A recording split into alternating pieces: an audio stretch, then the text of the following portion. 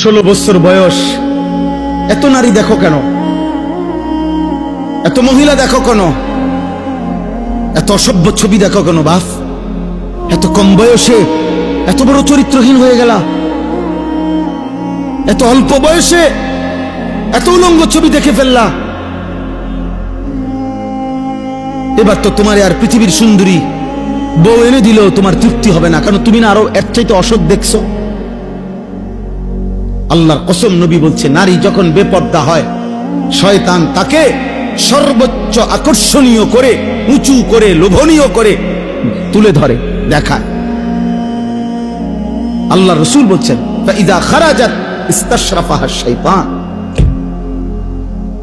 নারী হচ্ছে আওরাত, নারী হচ্ছে আড়ালের বস্তু, নারী হচ্ছে লুকিয়ে থাকার বস্তু। কন্যা হচ্ছে লুকিয়ে থাকবে, যে তার আত্মসম্মান রাখবে,